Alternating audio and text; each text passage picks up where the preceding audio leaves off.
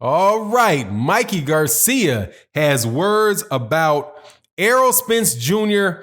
and Terrence Crawford, and also the 140-pound division. Let's talk about that in this video.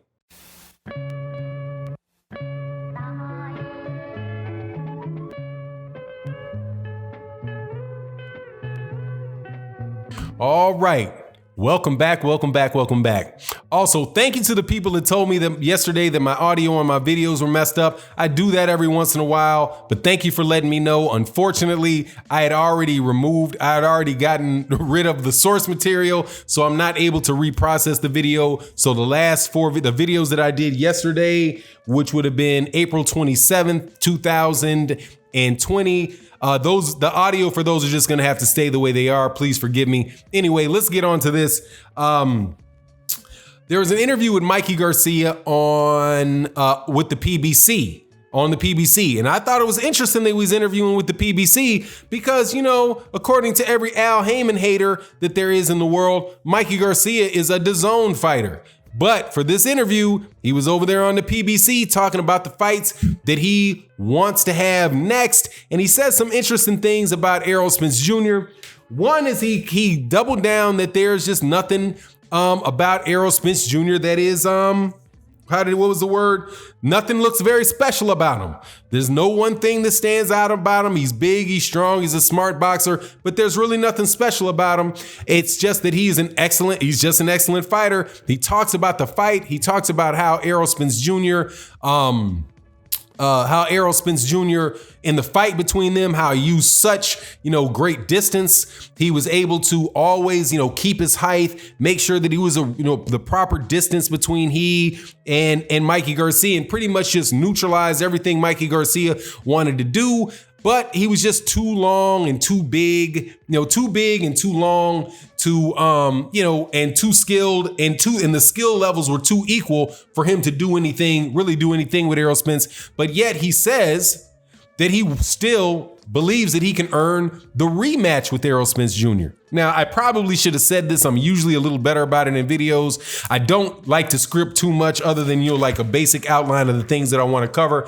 But I neglected to tell people that did not know this already, that Errol Spence Jr. and Mikey Garcia have fought, and they fought for Errol Spence Jr.'s IBF welterweight championship.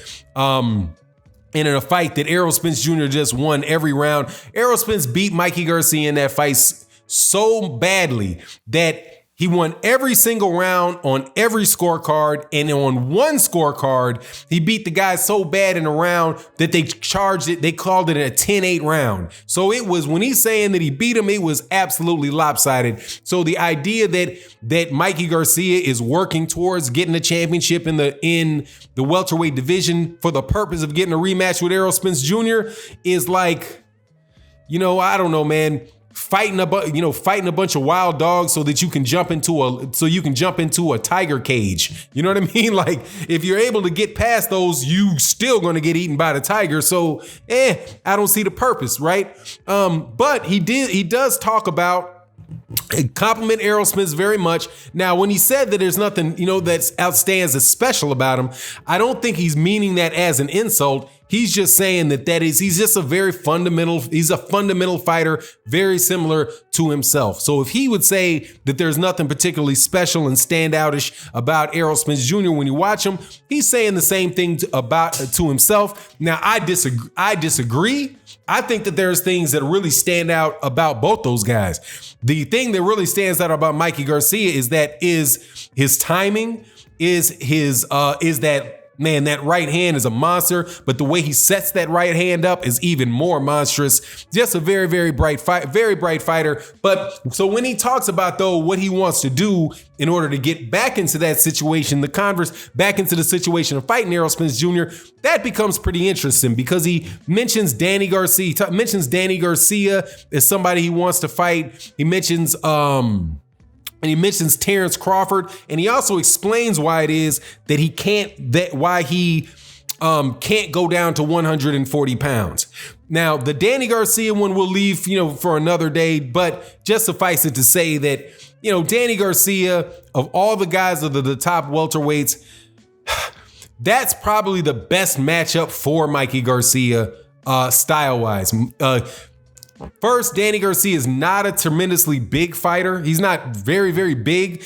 He is somebody that doesn't take the lead a lot, and he's a counter puncher, a very, very good counter puncher, somebody that punches while you punch. And I think that that's something that Mikey Garcia would have a better time with than somebody that is fighting on the outside, who's a lot taller than him, a lot longer than him, that will keep him at the end of the jab, keep that spacing between the two of them, and beat him the only way that Mikey Garcia has been beaten, which is the way that Errol Spence Jr. beat him, and Mikey Garcia described, and I described a little bit earlier in the video. So Danny Garcia seems to me to be, I mean, Danny Garcia ain't no cherry pick, but Danny Garcia is the most realistic victory that you could expect of Mikey Garcia of the big name welterweights. Now, he talks about Terrence Crawford, and he talks about the 140-pound division, because quite honestly, I believe that Mikey Garcia is the best 140-pounder in the world.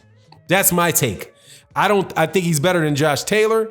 I think that he's better than Jose Ramirez. And I would love to see a fight with Terrence Crawford, even though Terrence Crawford is obviously 147 pounds, but that fight's really not doable because of the attitude of Bob Arum.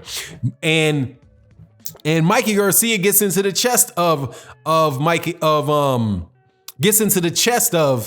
Bob Arum a little bit when he says, hey man, what if Bob Arum says that it's too difficult to make fights, for Mikey Garcia to make fights. And Mikey Garcia is going to want more money than Bob Arum is willing to pay. Therefore, Bob Arum is not interested in making those fights. Now, what Mikey Garcia's response to that was, when has Bob Arum talked to me about making a fight in the last 4 years?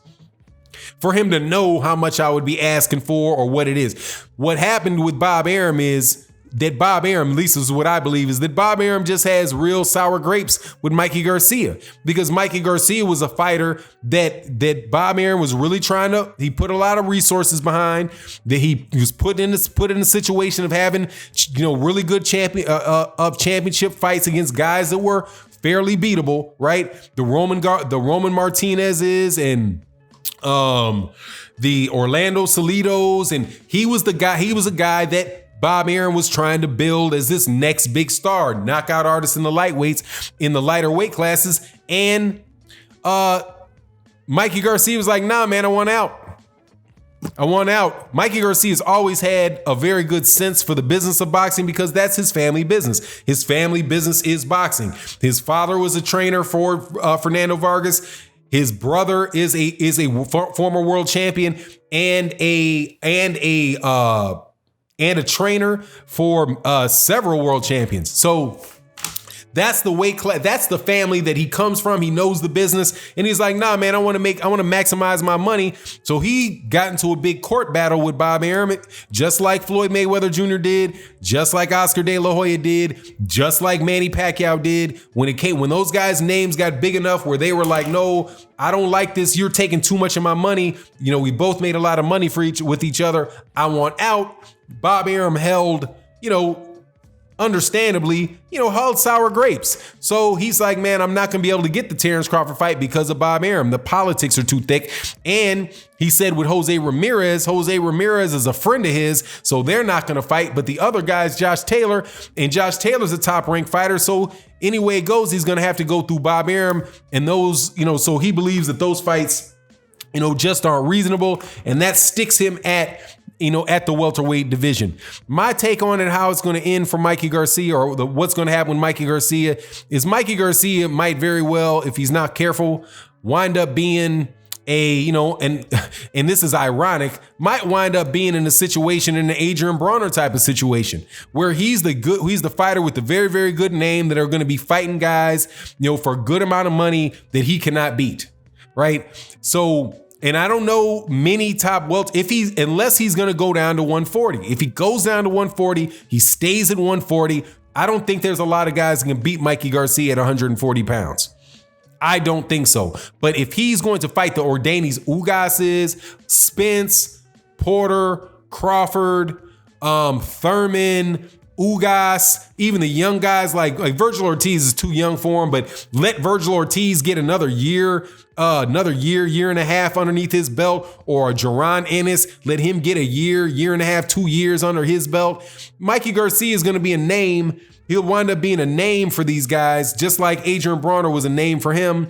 I wouldn't like to see that. I'd like to see, the best fighters in the weight class fight the best fighter. If there's a way he could have been at 135 pounds, that would have been great too. But shoot, 135 pounds is almost completely locked up by Top Rank, and would eliminate that. Anyway, that's what he said. That's my take on Mikey Garcia relative to Errol Spence Jr. and Terrence Crawford in the welterweight division. You let me know what you think in the comment section. And with that, I'm out. Peace.